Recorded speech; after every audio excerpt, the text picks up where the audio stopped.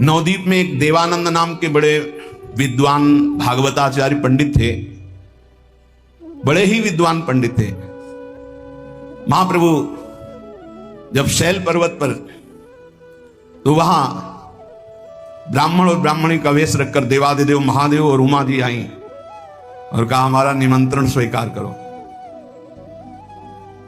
महाप्रभु ने निमंत्रण स्वीकार किया। जब पाया तो अमोघ भगवती अन्नपूर्णा के हाथ का, जब भागवतिक दृष्टि से देखा तो देखा देवादिदेव महादेव और अंबा। तो कहा इस शैल पर्वत पर आप आए थे तो आपका स्वागत करना, हम दोनों का भाव बना इसलिए। उनका आप परम वैष्णवाचार्य हैं, परम कृपालु हैं, आपकी अपार कृपा हम पर हुई। वहां से प्रभु दक्षिण मथुरा पहुंचे। वहां एक भगत आया और महाप्रभु चैतन्य देव को निमंत्रण दिया। बहुत ही फटे पुराने कपड़े से महाप्रभु ने देखा उसकी बहुत ऊंची स्थिति थी, बस ओंठ हिल रहे थे, सीताराम सीताराम सीताराम ऐसा निकल रहा था। वो रोता रोता बोला प्रभु मुझ गरीब का निमंत्रण स्वीकार करें। प्रभु ने कहा भाई कहां है तुम्हारा घर? तो बताया ये घर है। तो बोले फिर कै बजे आ जाएं? तो बोले 12 बजे आ जाओ प्रभु। सीताराम सीताराम 12 बजे आ जाओ। प्रभु ने बहुत आनंद हुआ क्योंकि उसकी स्थिति देखी लगी, परम वैष्णव के हाथ से पाले को मिलेगा। मध्याह्न में प्रभु 12 बजे उस घर में पहुंचे तो रो रहा था बैठे। महाप्रभु ने देखा कोई धुआं नहीं, कोई रसोई नहीं, कोई भोजन नहीं, कोई घर में और है नहीं, वही अकेले बैठे भगत जी और रो रहे हैं। महाप्रभु तो प्रेम की परम पारखी है, जौहरी है। महाप्रभु ने गंभीर मुद्रा में कहा आपने प्रसाद नहीं? तो उसने कहा कैसे प्रसाद बना दें? लक्ष्मण जी तो राम जी की खोज में चले गए, सियाजू को रावण हरण कर लिया, कैसे प्रसाद बना? महाप्रभु समझ रहे थे कि भाव में माता जी को रावण ने छू लिया, कैसे छू लिया? महाप्रभु उसके भाव का रसास्वादन कर रहे, चिल्ला चिल्ला कर रोने लगा, हा सीता माता, हा सीता माता। महाप्रभु प्रेम में उन्मत्त होकर उसको छू रहे हैं। वाह धन्य है तुम्हारी स्थिति। वस्त व्यस्त भाव से उठा, कहा धन्य क्या है, हमारी तो माता को रावण हरण कर ले गया। और फिर 3-4 घंटे में थोड़ा सा महाप्रसाद उबाल पकाया। प्रभु ने 1-2 कौल पाया और कहा कि तुम इतना दुखी क्यों हो रहे हो? उसने कहा कि स्वामी जी आप जानते नहीं, जगत जननी सीता माता को दुष्ट रावण ने क्यों छुआ, क्यों उठा करके ले गया? मेरी माता कितनी दुखी है आप देख पा रहे हो। वो उस लीला में डूबा हुआ है और फपक फपक कर जोर जोर से रोने लगा। महाप्रभु भी एकदम भावावेश में हो, क्योंकि आंसुओं में दम होती है, जो प्रेम के आंसू होते हैं। महाप्रभु अपने को संभाल रहे हैं कि अगर भाव में आ गए तो इसको कौन संभालेगा। महाप्रभु से धैर्य बनाते हैं, देखो भाई तुम थोड़ा उस बात पर ध्यान दो कि जब आगे की लीला करनी थी तो राम जी ने सीता जी से कहा था कि तुम अग्नि में विराजमान हो जाओ, और सीता जी की छाया उसको रावण, सीता जी तो अग्नि में विराजमान हो गई थी, उसको रावण छू ही नहीं पाया, उसकी शक्ति ही नहीं थी कि वो छू सकता। ये भगवान की एक योग माया जनित लीला थी। तुम ये मन से बात निकाल दो कि असली सीता जी को रावण ले गया था।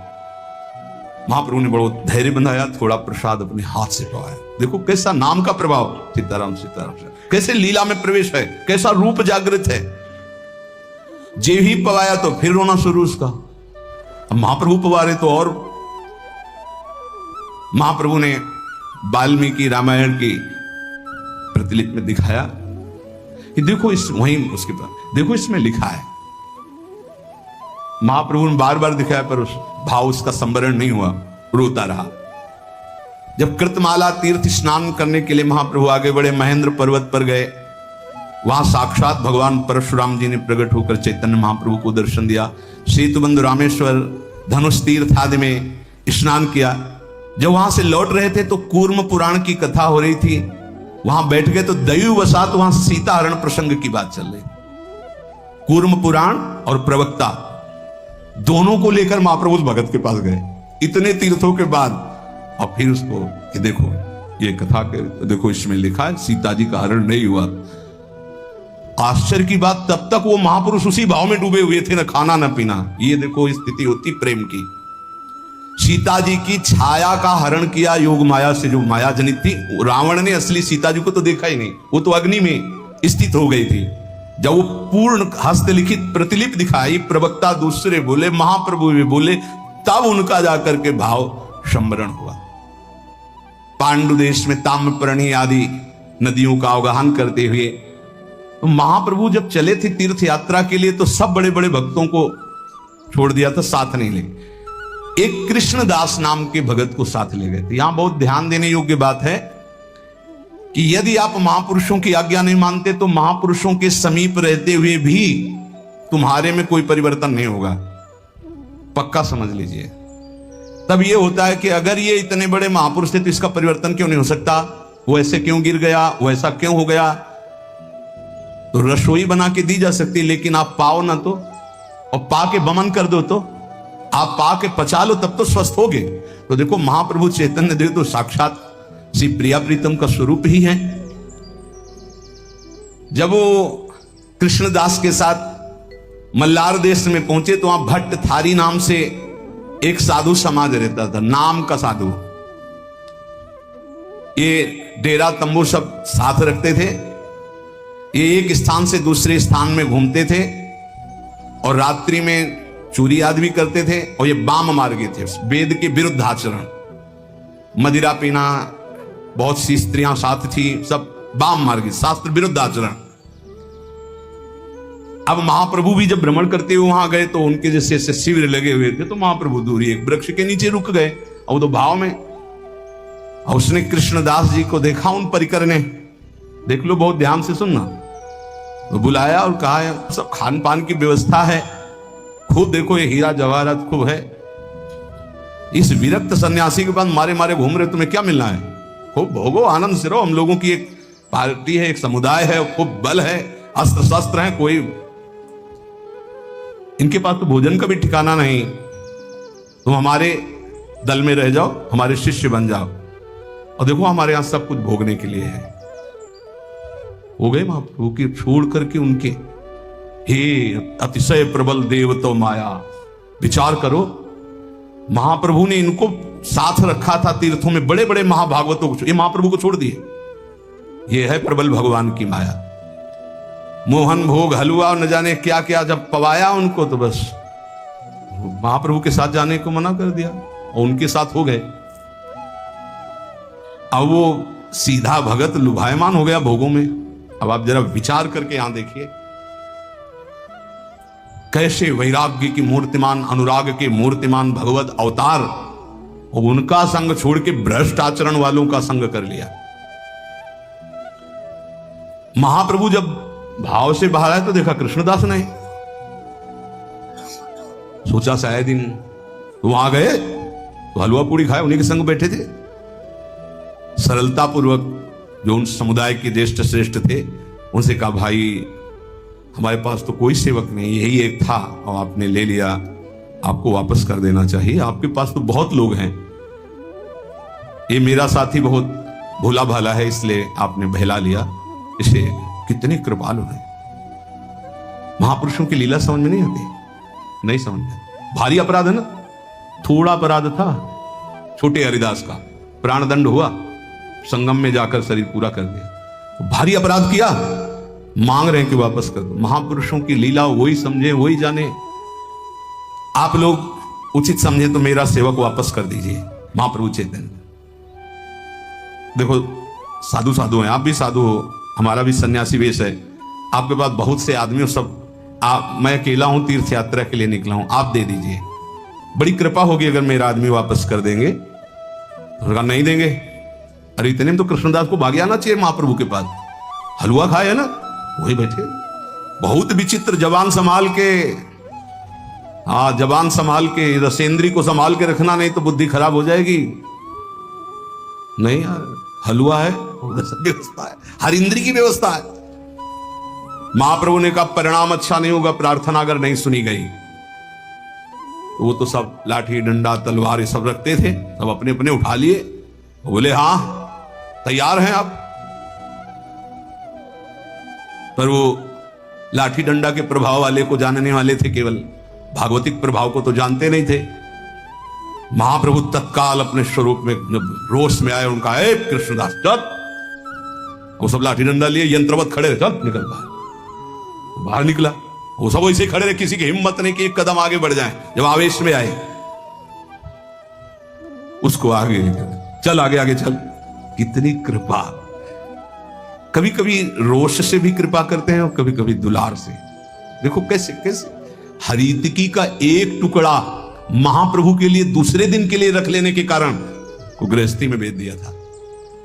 घोर विषयी जगाई मदाई को महाभागवत बना दिया। कई प्रकार की कृपा होती महापुरुषों की, निर्णय नहीं किया जा सकता किस तरह से कैसे होती। जो महाभागवतों का आश्रय लेते, संग करते हैं, उनको यह चाहिए कि किसी भी स्थिति में अन्य का आश्रय न ले तो बेड़ा पार हो जाता है। देखो महाप्रभु की ऐसी कृपा, उसकी दुर्गति नहीं हुई कृष्णदास की, ना होने दिया, निकाल लिया। ऐसे करुणा अवतार प्रेमा अवतार को छोड़कर ऐसे पाखंडियों का संग कर लिया।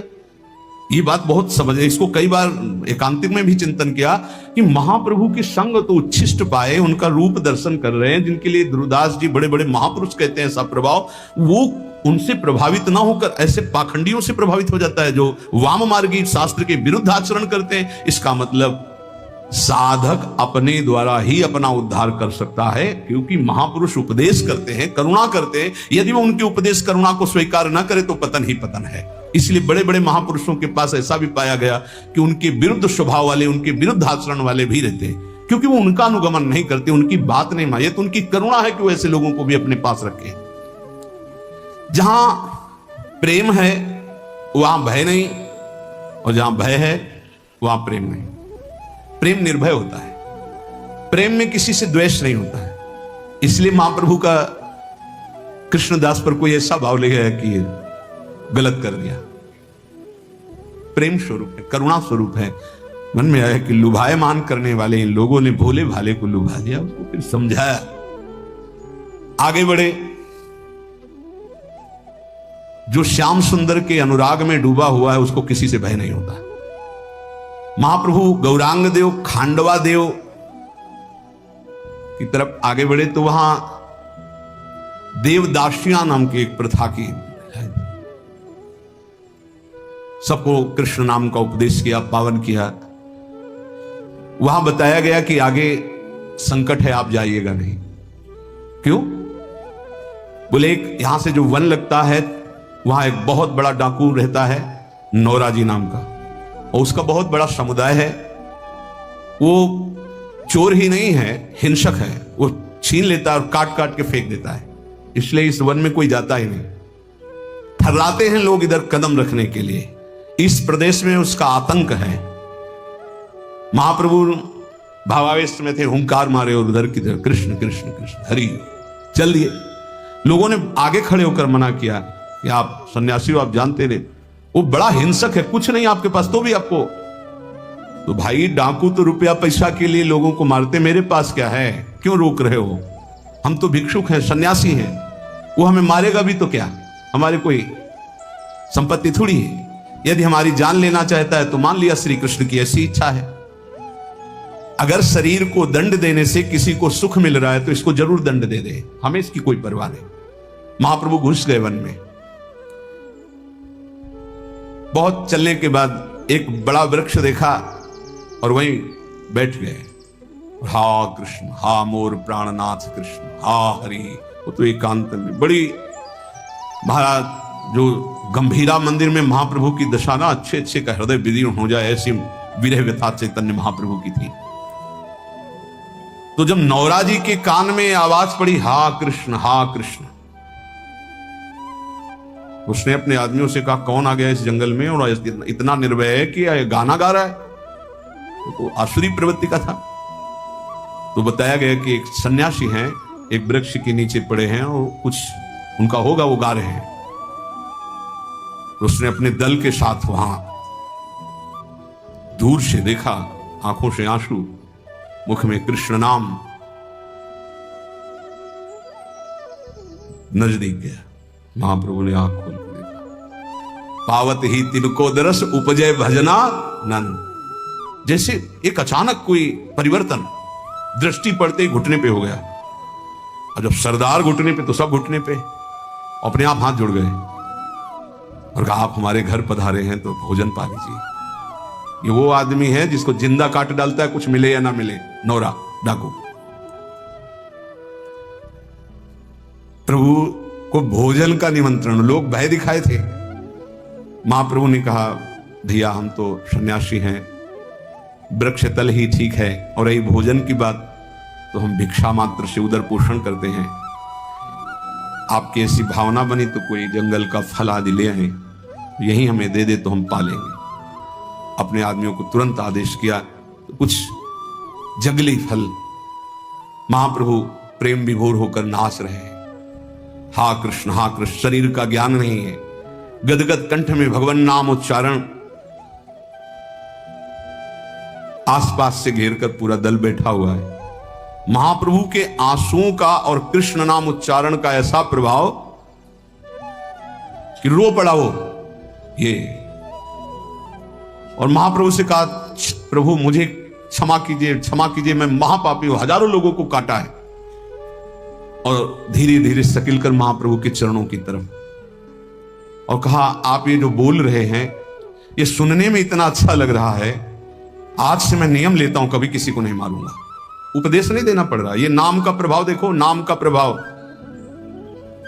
क्या मैं भी ये गा सकता हूं जो आप गा रहे हैं? पता नहीं, आपको देखने से ऐसा लग रहा है कि मैं बहुत नीच हूं, पापी हूं, बहुत पाप किए हैं। यही बात आती है महापुरुषों के दर्शन से। प्रभु अपने साथ रख लोगे हमें?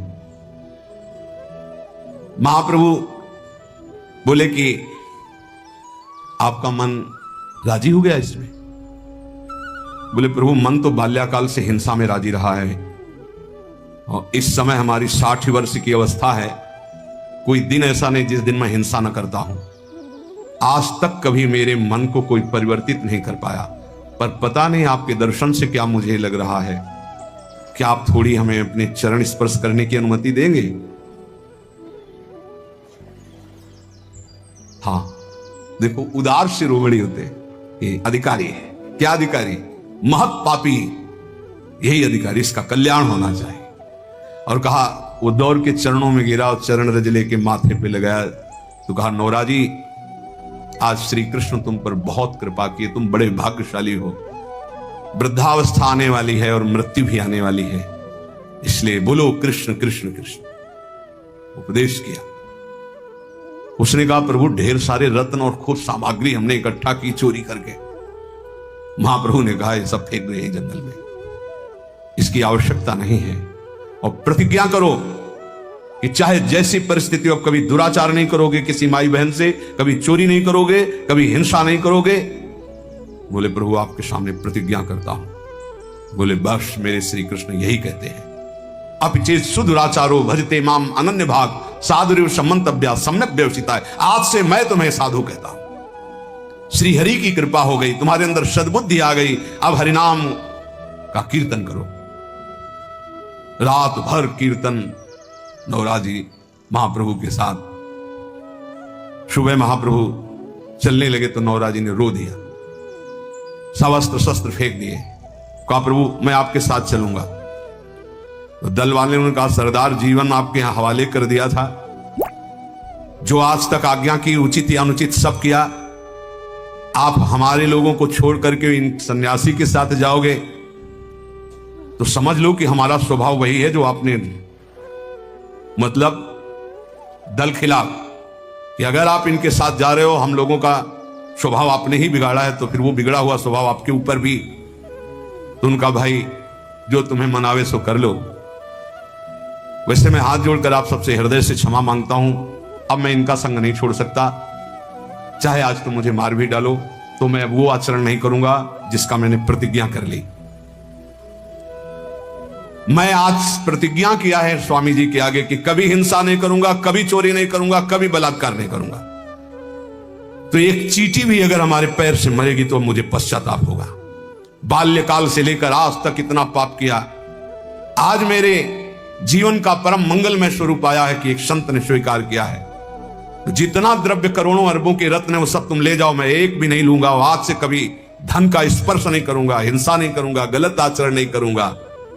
अभी तक जो हजारों डाकुओं का सरदार था, कितना बड़ा संत, एक क्षण में, इस क्षण का चमत्कार। तात स्वर्ग अपवर्ग सुख धरी तुलाए कंग, तुलताए सकल मिल जो सुख। आज से धन स्पर्श नहीं करूंगा, एक चींटी भी नहीं मारूंगा, कोई भी गलत आचरण नहीं करूंगा, और सबके चरणों में प्रणाम करने लगा। मुझे क्षमा करो क्योंकि आप सबके जीवन को मैंने ही बर्बाद किया, पर मुझे आशीर्वाद दो, अब मैं श्री कृष्ण प्रेम में पागल होना चाहता हूं। कुछ सहृदय जो थे वो रोने लगे और कहा, सरदार मार्ग तो आपने ही सही चयन किया, अब हम भी छोड़ देते हैं और हम भी कृष्ण कृष्ण नाम जप करते हैं। सब जितने सहृदय थे वो महाप्रभु के साथ नाचने लगे और कहा, हम सब साथ चलेंगे। महाभाग्यवान नौरा जी को केवल अनुमति दी महाप्रभु ने, तुम चल सकते हो, तुम सब कीर्तन करो, गलत आचरण बंद करो, लेकिन साथ नहीं ले जाओ। कितने कृपालु हैं हे इधर। कृष्णदास की उस अपराध को क्षमा करके अपने साथ रखना, इस महान हिंसक को परिवर्तित करके अपने साथ रखना, चलने की अनुमति दे दी। कृष्णदास और नौरा जी और महाप्रभु आनंद से नृत्य करते हुए चल रहे। महाप्रभु ने अपने जनों को शिक्षा दी कि कोई कितना भी तुम्हारी निंदा करे, क्षमा शस्त्रम करे यस्य दुर्जना किम करिष्यति, अतृणे पतितो वन्ही स्वयमेवोप शाम्यति। वैष्णव के पास एक महान अस्त्र है जिससे वो दूसरों को परास्त करता है। क्या? क्षमा। ध्यान देना, ये वो अस्त्र है जो सांप से भी भारी है।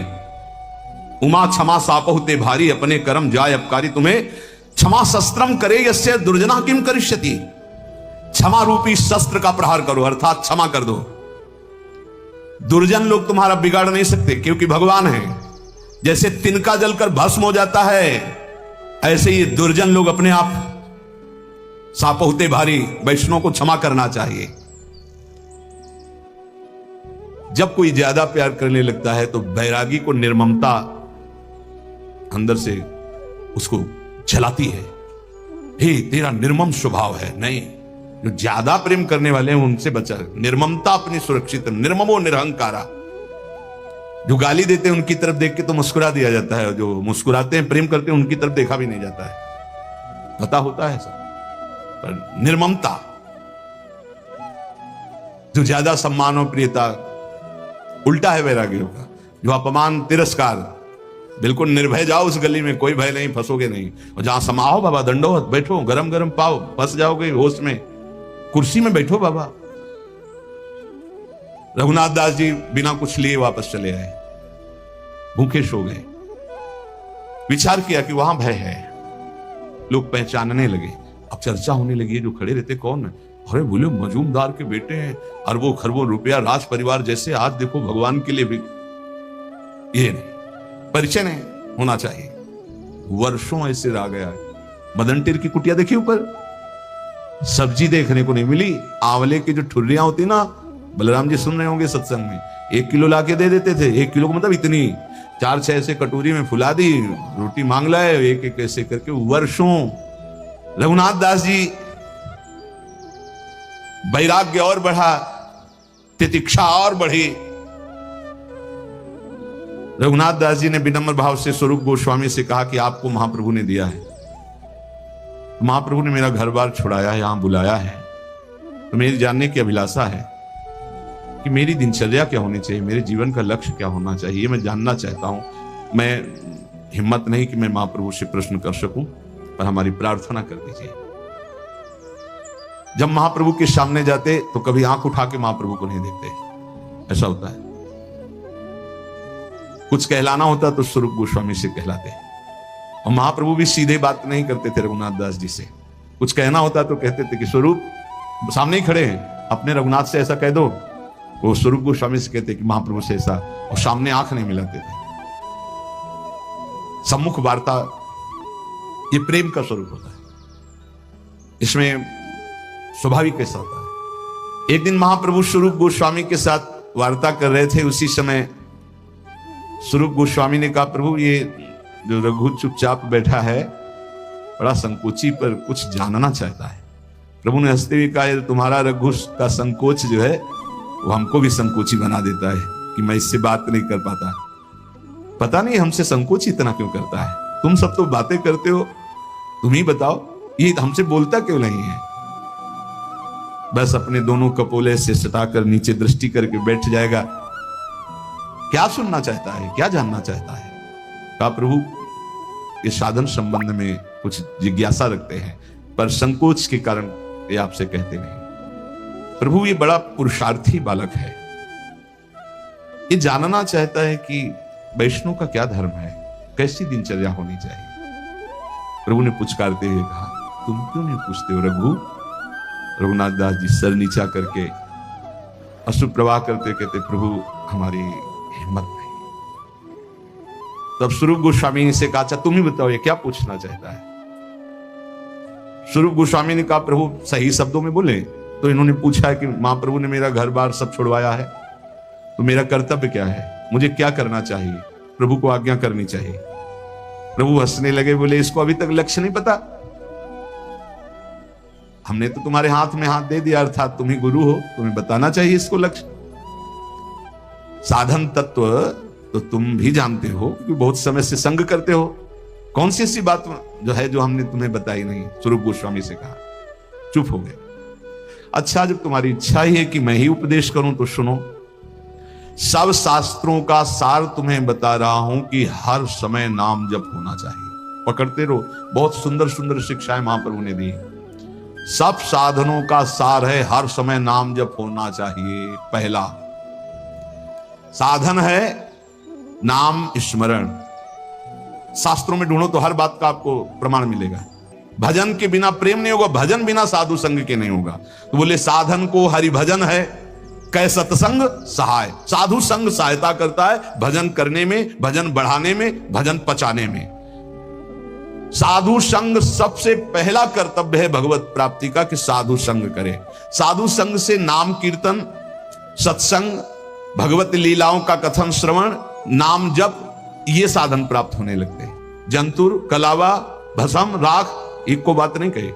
नहीं, साधु संग से नाम कीर्तन, सत्संग, भगवत लीलाओं का कथन श्रवण और नाम जप, ये प्राप्त होता है। पकड़ो, यह है साधु संग। हमें लगता है आज जो अभी चर्चा शुरू हो रही है, ये वैराग्य बहुत आगे अच्छे उपदेश हैं, ये पकड़ लेना चाहिए। महाप्रभु के उपदेश हैं।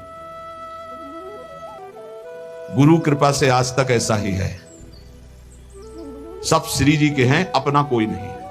वैरागी को चाहिए कि उसके संबंध के रजिस्टर में एक ही नाम होना चाहिए, हमारे माई श्यामा जू को राज। बस मेरे तो गिरधर गोपाल दूसरो न कोई। मीरा जी के रजिस्टर संबंध में, रजिस्टर में जो संबंधी है वो कौन है? बोले मेरे तो गिरधर गोपाल दूसरो न कोई। और ये संबंध पुष्ट कैसे होता है? बोले साधु संग से। मीरा जी भी यही कहती है। रात दिन संतों का संग करके ये प्रेम बेली जो बोई, तो उस प्रेम बेली में जो अनन्य फल लगा, वो मेरे तो गिरधर गोपाल दूसरो न कोई।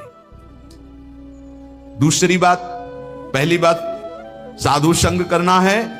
साधु संग किसे कहते हैं? जिसके संग से भजन बढ़ने लगे, भगवत कथा सुनने को मिले, भगवत अनुराग बढ़े, भगवत नाम कीर्तन, भगवत लीला गायन श्रवण, ये साधु संग। प्रपंच की बातें नहीं। बोधियंता परस्परम का आदेश है भगवान का। मेरी चर्चा करो परस्पर बैठकर, और जहां प्रभु की चर्चा से संसार की तरफ जाने लगे, उठो चल दो। दूसरी आगे की बात, किसी भी वैष्णव को यह नियम पक्का ले लेना चाहिए कि ना किसी की निंदा करेंगे, ना किसी की निंदा सुनेंगे। दिमाग में लिख लो चाहे रजिस्टर में, बहुत जरूरी है, नहीं तो भजन छीन हो जाएगा। महाप्रभु कह रहे हैं ना किसी की निंदा करेंगे, ना किसी की निंदा सुनेंगे, ये नियम ले लो। बड़े बड़े ऋषियों ने इस बात के लिए सावधान किया कि दूसरे की निंदा नहीं करनी, दूसरे की निंदा नहीं सुननी।